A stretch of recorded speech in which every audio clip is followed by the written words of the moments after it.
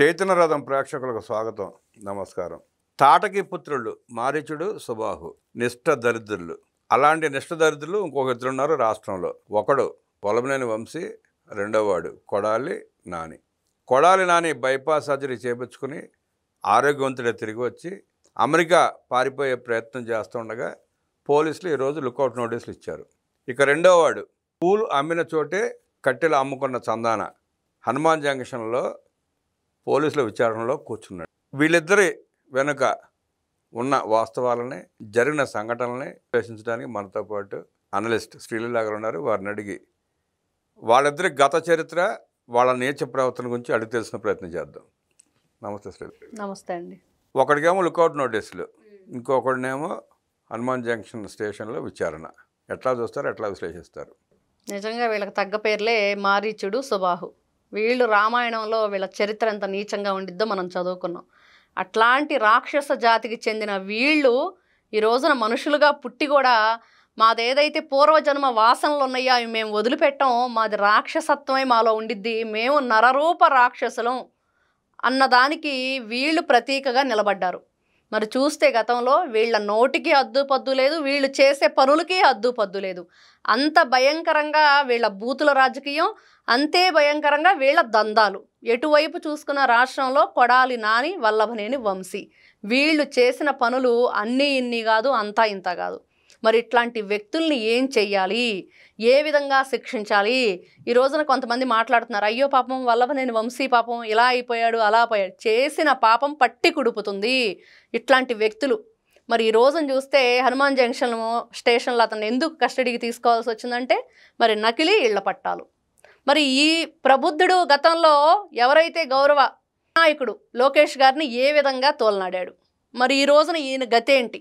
మరి ఎవరైతే ఇబ్బంది పడ్డ వ్యక్తి ఉన్నారో మరి ఆయన లోకేష్ గారు ఏం చేశారంటే గర్వంగా అందరూ కూడా ఎవరైతే 20 సంవత్సరాల నుంచి ఇళ్ల పట్టాలకు నోచుకోలేని వాళ్ళకి పట్టు వస్త్రాలు పెట్టి, భోజనం పెట్టి, ఇళ్ల పట్టాలు ఇచ్చేసి వాళ్ళ దీవెనల్ని, అదేవిధంగా వాళ్ళ అభినందనల్ని అందుకున్న మహానుభావుడిగా నిలబడ్డాడు.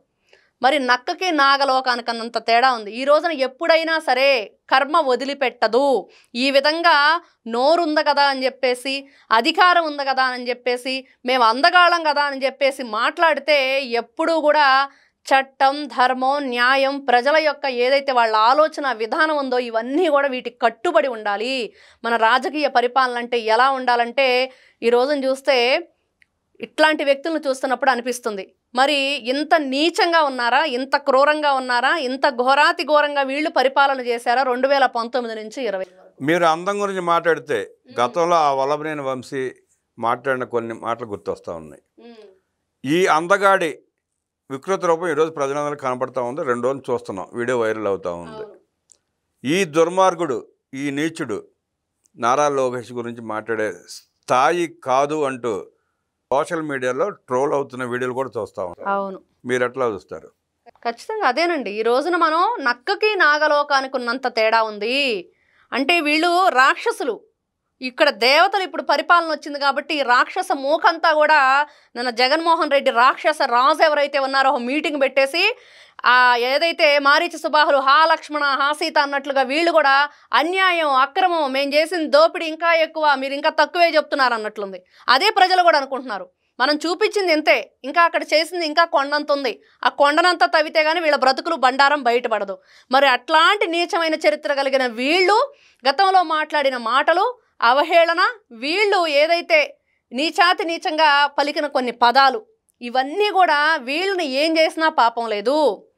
అంటే ఇంకా పల్లెటూరాళ్ళు అయితే వీళ్ళని ఏ విధంగా తరిమితా కొడతారంటే ఇంకా వాళ్ళ నీచంగా చూస్తున్నారు వీళ్ళందరినీ కూడా. ఈ రోజున కొడాలి నాని ఎవరైతే ఉన్నారో ఒక మారీచ సుబాహుల్లో ఒకరు ఈ సుబాహు.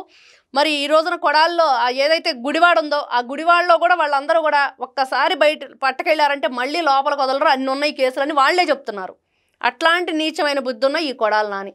మరి సన్నబియ్యం సన్నాసని కొంతమంది, మరి కొంతమంది అయితే గుడివాడ గోండా అని కొంతమంది, మరి ఇంకా రకరకాల పేర్లు పెట్టుకొని ముద్దు ముద్దు పేర్లతో పిలుచుకుంటున్నారు వీళ్ళందరినీ కూడా. ఇట్లాంటి వ్యక్తులు, ఇట్లాంటి వాళ్ళు ప్రజాస్వామ్యంలో పనికిరారు. మరి మాట్లాడితే మా నలుగురిని టచ్ చేయండి అని అన్నాడు. టచ్ చేసిన తర్వాత ఈ రోజున ఈయన అసలు మాత్రం టచ్లోకి కూడా రావట్లేదని చెప్పేసి అందరూ మాట్లాడుకుంటున్నారు. ఈ రోజున పోలీసులు ఏ విధంగా ఎట్లయినా సరే రాష్ట్రాల్లో ఎక్కడున్నా సరే 2 తెలుగు రాష్ట్రాల్లో పట్టకొచ్చి పోలీస్ స్టేషన్లో వేయటానికి రెడీగా ఉన్నారు. మరి ఎక్కడ తప్పించుకొని తిరగాలని ఈయన ప్రయత్నం చేస్తున్నాడో కానీ ఖచ్చితంగా మారీచుడు సుబాహుడు ఒకసాటే ఉండాలి, ఇద్దరు చెరో చోటు ఉంటే కుదరదు. మరి వీళ్ళిద్దరినీ కూడా అన్నదమ్ములు ఇద్దరిని ఒక చాటేస్తే బాగుండిద్ది అనేది ప్రజల ఆలోచనకి పోలీసుల ఆలోచన కూడా ఈ రోజున లుకౌట్ నోటీసులతో సమ్మతంగా తెలియజేయటం జరిగింది. అధికార మదంతో కొవ్వెక్కిన మాటలు మాట్లాడిన ఆ ఇద్దరిని పోలీసులు కఠినంగా శిక్షించాలని, అవసరమైతే 3rd డిగ్రీ ప్రయోగించిన వాస్తవాలు వెలికి తీయాలని చెప్పి విశ్లేషించిన శ్రీలీల గారికి ధన్యవాదాలు తెలియజేస్తూ నమస్కారం.